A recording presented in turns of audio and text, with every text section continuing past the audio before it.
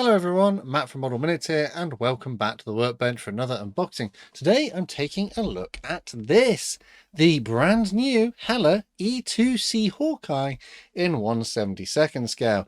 So join me as I get stuck inside the box and see what this one is like. So this is, as far as I know, the absolute latest release from Hella. So this is a brand new tool for 2025. However, with that in mind, I know that this was announced in 2022 and it's taken them 3 years to get it onto the shelves. So potentially, maybe it has some slightly older features. I don't know. I've not looked inside the box myself. I bought it because I wanted to see what Hella's latest capabilities were. So starting off on the front of the box here, we've got this artwork. I quite like the artwork. It looks quite nice. Perhaps a little bit cartoony, but still, nice to look at, of the E-2C, just as it's landing on an aircraft carrier. Down here, bottom left, it tells us that it's 1/72nd scale and there are 199 pieces included in the box. We also have some dimensions.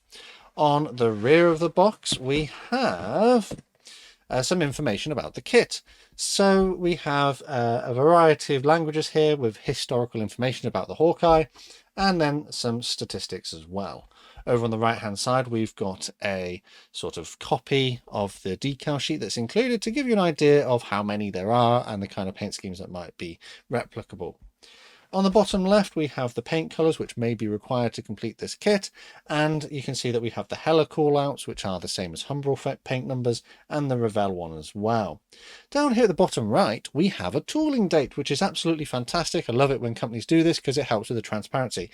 They are saying that this is a 2024 tooling date, but we didn't actually physically see this in the shops until 2025 because obviously there was a manufacture time to take into account. You can see that this is still sealed. I've not yet been inside the box and had a look, so this is a first for me. Onto the other edges of the box then, we have some information in different languages. You'll notice that the sticker does cover some of it, so you might have to peel that back if you wanted to read it all. And on the other long edge here, we do have the same information we've already seen about the scale and the number of parts. However, it does tell us the paint scheme that is included. It appears that there's only one paint scheme included in the kit for a US Navy variant. I would have liked to have seen a number of different paint schemes, but I guess we'll see what we get inside the box. It does have a list of features, so it's a new tool. Wings can be displayed folded and unfolded, and we have two different choices of propeller, be it a 4-blade or an 8-blade one. They're not massively exciting features, I suppose. The wings being foldable is quite nice, but the different propeller options, I mean, you'd like to think that they would include that anyway. The other thin edges of the box just feature the same information we've already seen. I am looking for a product code, and there it is. The product code is 82300 if you wanted to get one. So just as a sort of a word of awareness, this is the standard boxing. There is technically a starter kit version, which will come with paints and things. But as I've experienced starter kits from Hella before, they don't always include the most appropriate paints. They just include random paints rather than ones you actually need. So I decided I would just save my money and I will use my own paints rather than taking potluck with what I might be given. So let's get inside the box and see what we have. So flappy top boxes, there is a seal on both wings as well, which we need to make sure we cut before we can get inside the box. And you can see straight off the bat we have paperwork, and thankfully the size of the box means that everything sort of fits in there neatly. In here, extras are just like a little mini catalogue and also a door hanger. It doesn't hold much value for me, but a nice addition nonetheless. What we'll do is we'll look at the paperwork first, and then we'll peel back our paper and have a look at the actual parts. So I'll put the decal sheet to one side and we'll have a look at that in a minute. And first up, the instruction booklet. So the instruction booklet seems to be glossy and it appears to be printed in colour. And if we turn over the page, we've got an advert for Hella paint colours, and then it tells us some information about the Hawkeye and our paint color callouts down the bottom, as well as a little key to the symbols. If we turn over the page, we're straight into assembly. No sprue map or anything like that, straight into the assembly. So assembly wise, we've got cockpit details which need to be built up, and we have our painting instructions in there as well. And it does tell us to add 40 grams of weight in the nose so that the aircraft doesn't tip and sit on its tail. We can then install our landing gear. At this moment in time, there's no indication that the landing gear can be displayed raised.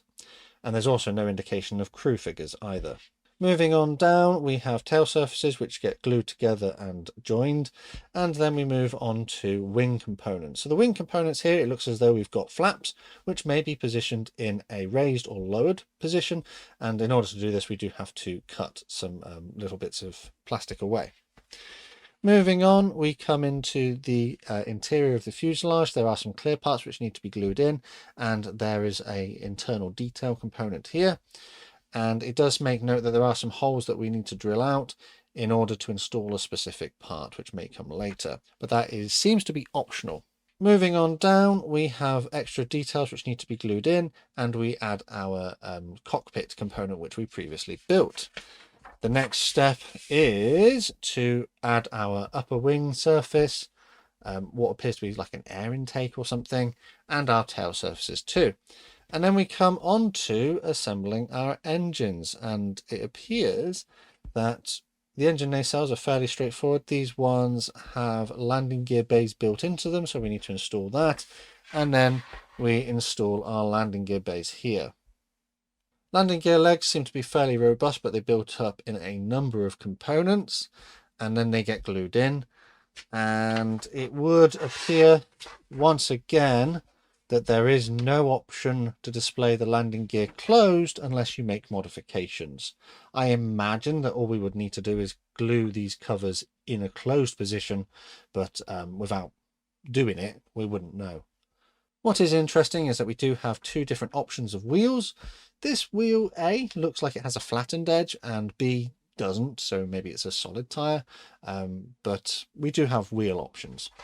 These engine and gear bay nacelles can be added onto our lower wing surface, and then we come on to adding the doors for the nose bay. Again, I imagine if we wanted to have that raised, we would just glue those in a closed position, but it doesn't make reference to that.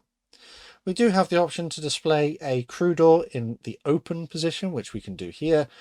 It doesn't make reference to displaying it closed, but I imagine it would be a matter of gluing that in on that hole. Now we come to this point here, we do have smaller details. There is an additional part here for a particular variant, which we'll have to look at later on and see if there is a variant for it. And again, there is an option here. So you would have to take time to read through and check that the details you're adding are for the variant that you want to do. Arrestor hook detail goes at the rear. And now we come on to the upper and lower wing surfaces. So we do have the option to display the aircraft with the wing folded, so you must make sure you check that as you go through to make sure you're doing the right steps. It looks like we have leading edge slats as well, which can be in an up or down position. It also looks like we've got additional flaps here, which can be in the lowered position if you wish to do so. And as we come on through, you can see we've got additional details for folding the wings if you'd like to do that. These wings can then be either installed in the horizontal position or the folded position. I'm not sure what I would prefer to do mine. I may go extended because I like to imagine my aircraft is ready for flight and has been removed from the hangar deck. After this, we come on to the kind of sensor disc, which goes on the top. Seems to be fairly straightforward to do. It is giving me like a hint here that if you install that through there, you might be able to have it rotate freely, but I don't know if that's actually been designed into it, but I imagine I would just glue it solid. And then after you've done that, we come on to gluing in clear parts into the outside surfaces of the windows. Yeah, it seems a bit strange to do it from the outside. I would probably lose them and they'd fall in. Hopefully that's not the case. So yeah, small details after this. And we come on to the propellers. So here we are, we've got our choice of propellers. We had a 4 or an 8 blade, depending on the variant what we want to replicate, and they are simply installed. It doesn't appear that the props have been designed to freely rotate, which would be quite typical of aircraft model kits. It looks like they just press onto the engines, which is strange. It's a strange design choice for a 2025 kit, seeing as so many other manufacturers design it into their kits, not to have a freely rotating propeller. I don't normally worry myself with it. I just like to glue them on sometimes, but it does seem strange that they didn't include that. And now we come to painting instructions. The painting instructions are in colour. We have one here for a Hawkeye called Liberty Bell. And you can see that there are a number of decals which need to be applied to this. So that's definitely one transfer scheme. Generally overall grey, but with some other little dark grey and black areas. Turn over the page, and that's the other part of it. Yeah, so there's only one paint scheme. For a final flight, replace Ronald Reagan with Aklo G-Wing. Okay, so there's some notes here, some historical notes, which I might need to look into. Apparently they've got, the decals were designed by Fighter Town. I'm not familiar with them, but apparently they were. But yeah, one paint scheme, but potentially with 2 time periods in it. I would have expected to have seen 2 paint schemes, especially given the fact that it did make reference to different variants as we went through. But again, I'd have to look into that when I come to the build. There is a sprue map. The sprue map is really handily at the end of the booklet. So yeah, I think it just goes to pay, to make sure you check your instructions as you go through. I don't know why they'd be at the back. Why wouldn't you put them at the front? But yeah, instructions generally look easy enough to follow, but immediate thing that strikes me is, although it's nice to have wings folded or extended and also flaps lowered, the strange things about this are landing gear, no indication of being raised. No, it's not designed into the kit. No crew, no stand, and the fact that the propellers aren't designed to freely rotate either. And only one paint scheme. Given the amount of money you pay for this, one paint scheme doesn't seem to be enough. So speaking of the decals then, let's look at those. Actually, so some of the bits that I talked about painting, they don't need to be painted because they come as decals. So you've got your black parts and your grey walkways, which are transfers. So that's fair enough. We have these are nice. These are nice looking bits of artwork, which will be nice to put on. Printing is relatively quite nice. The text here is relatively legible. However, as you probably know from other Hella unboxings I've done, the decals are a little bit thick, and some of the smaller transfers here, like the stencils and things, their printing is not great, so they're just like representations. But I imagine they will be perfectly usable. So it's quite a big sheet of decals for one paint scheme, but I imagine that these things could have been used across a second paint scheme as well if they had included one. So that's that. Decals look okay. The decal film is a little bit thick in places, but generally they look all right. But I guess it remains to be seen how well they go into the model. Because it's quite a large box, I'm just going to get things out and put them on the desk. So there's sprues. So clear parts come within their own little bag, which is nice to see. Everything else came, I want to say loose, but it was packaged within black paper, which is quite nice. It's somewhat like protecting the environment, isn't it?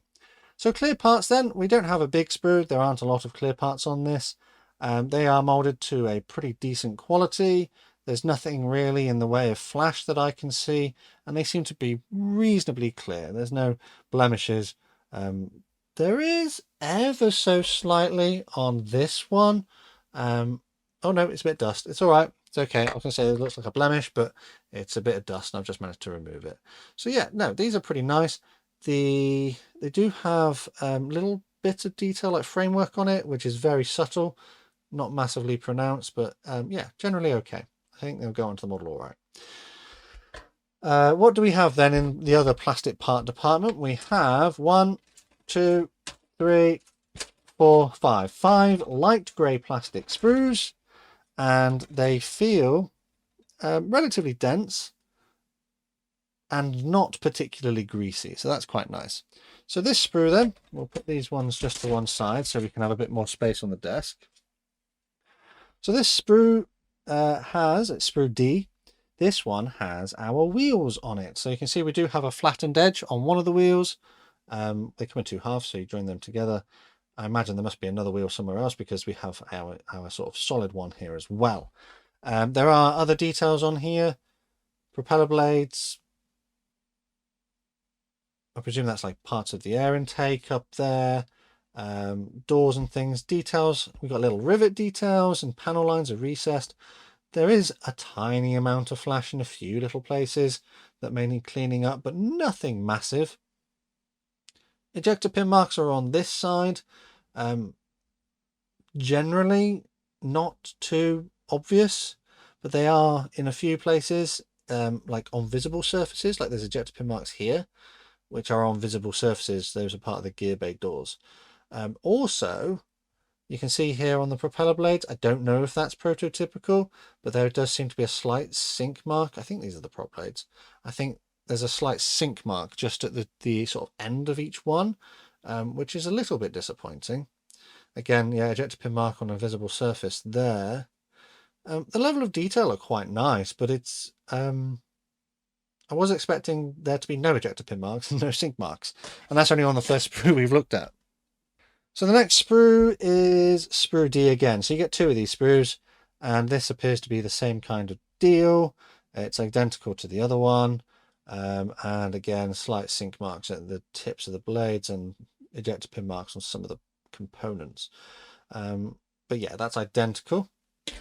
So let's now look at sprue C. So sprue C has our sensor dome thing. Looks to be all right. There is some mold flow marks here, but they're not going to be visible in the finished build. Level of detail quite nice. Panel lines are recessed, but not overly so. The level of detail here, you see lots of little pipe work. So like for the inside of the gear bays, or oh no, that's for the wings being folded. We have control panel here with some nice detail on it too. We have other components here with a nice level of detail. The molding is quite crisp. It's quite nice to look at. Flipping over to the other side, it's the same kind of deal. Ejector pin marks again are on this side, primarily not in visible places, but I imagine there might be some which might be visible in the finished build if you go looking for them. No flash on this one. That's not too bad. So our wing components, we have recessed panel lines and subtle rivet details, which are quite nice. We have our flaps, the support for our sensor thing, and then our engine nacelles, which again are molded to a pretty nice quality. Very, very similar to the sort of standard of Airfix kits of recent times, I would say, in the level of detail. Perhaps not as much attention to detail with where they put the ejector pins, but still pretty close. Flipping over to this side then, again, ejector pins are on this side. I can't see any sink marks or anything on this sprue, but it looks okay. This one looks all right. Again, there are some little bits of detail in places, generally quite nice. And this brings us to the final sprue, which has our fuselage halves. So the fuselage halves again feature the same sort of level of detail as we saw on everything else. Recessed panel lines, not overly deep. Some subtle rivet details. A little bit of flash in places, which will need cleaning up. Is that part of the molding? There seems to be like a slight mold. It's not like a, it's like, I don't know, it's almost like a sink mark, but not on here. I don't know what that would be from. Oh no, it's meant to be there because it's like where this gets thicker, where you join the other components together. So possibly not a problem. We have on this side no internal detail that you can see, which you would imagine there might be some, given that you can have a door open, but you know, I don't think you'll be able to notice too much. And then upper wing surfaces and tail, again, pretty nice, subtle rivet details. Pretty good. Nothing that's screaming out at me as being like groundbreaking or amazing. There are still little bits here and there which may need improvement. But yeah, not bad for a brand new 2024/2025 tooling. So let's remind ourselves what we had. We had 1, 2, 3, 4, 5 light grey plastic sprues of fairly nicely detailed parts, not much in the way of flash, but a few little bits here and there. Ejector pin marks on some visible surfaces, but hopefully not too visible in the finished build, and a few sink marks in a few places, but hopefully again not too noticeable. We had some clear parts, not a great deal, but these look to be molded to a nice quality. We had instructions, which are reasonably easy to follow, but they don't really make any reference to the different variants. It does sort of make reference to variants, but like question mark E-2C, and then you've only got one paint scheme. So I guess there are going to be future releases of this with different variants, but it's like which one am I doing? I guess you only get one choice really, don't you, with what's included. Printed in full color, which is great. Decals are pretty decent. Maybe the decal film is a little thick, but the printing is generally acceptable. What else did we get? Oh yeah, so we had a few little extras. We had that little, where's it gone? We had a door hanger as well, if you're into that kind of thing, and also that little catalogue, which I have misplaced there, which a little bit of advertising just for further stuff that you might find in the Hello range. All of which comes contained within this box. It's rather attractive. Perhaps not the most exciting artwork in the world, but definitely eye-catching. I think people will buy this. So generally positive things about this are the level of detail looks quite nice, the mold quality is quite decent, but I do have a few little concerns with those sink marks and a little bit of flash. Not quite really what I expected from a brand new 2025 tooling. As I mentioned though, this potentially has slightly older origins. It's been in development for over 3 years, so I mean over 3 years since they announced that they were going to make it, so it might be a little bit older than that actually, and model kits are always a little bit behind the development, so what we see now is not necessarily indicative of where their standard is now. So generally for a new tool, not terrible. My only concerns are no crew figures, no rotating props, which are quite a standard thing to expect in a 1/72 scale kit. No indication of having the door closed in the instructions. I think it's a simple fix, but you can just glue it in, but it doesn't necessarily reference it. Landing gear being raised as well, no reference to that, and on that front no display stand. I think if we consider what the RRP is for this, is it good value for money? So at the time I'm making this video, this is retailing for €49.99, so let's call it €50, which if we convert to GBP is about £44, or I think at the moment, at this precise moment, it's £43.30. So not too bad in the grand scheme of things. There is a starter kit version which retails for a bit more. That one retails for €10 more, but I didn't see any point in getting the starter kit version because, as I've mentioned, they often just throw in random paints that you're not even going to need, or you can't replicate what's inside the kit. I imagine in that one they would have at least got the right color for the upper main surfaces, but I don't see the value in spending an extra €10 just to get paint when I probably have something I can already use. If we consider this in sort of GBP terms of about £45, that does seem quite expensive for being able to produce one kit out of it. You would expect to see maybe at least another paint scheme included. It is very disappointing that they've only gone with one paint scheme. I would have liked to have seen a second one in there, for extra value. £45 for 200 parts. It's a little bit expensive in my opinion. It is a little bit high. It is a new tooling, I get that, they've got to recover their tooling costs, but I think maybe they priced this one just a little bit too high. I was expecting a little bit more, I think, inside the box. But if this version isn't the right one for you, but you do want to go and get an E2C, Eduard are actually reboxing this, I think, with different paint schemes, which may be a different option to consider. I'm not sure when that's going to be out, but I have heard that they're working on it. I think it'll be an interesting kit to build. I don't really dislike anything massively about it. I just wish it had a little bit more value for money, for me personally. And with that, I'm going to leave this one here. Let me know down in the comments what you thought of my review and if my assessment of this kit was fair. As always, a quick shout out to my Model Club members for the extra support they give the channel. Massive thanks to these guys on screen, and if you'd like to join them or support the channel in other ways, full information is below the video. The best way to support the channel for free though is by subscribing with notifications turned on so you never miss a modelling upload. Finally though, last thing to say is a massive thank you to you for watching this one, and I'll see you on the workbench again next time.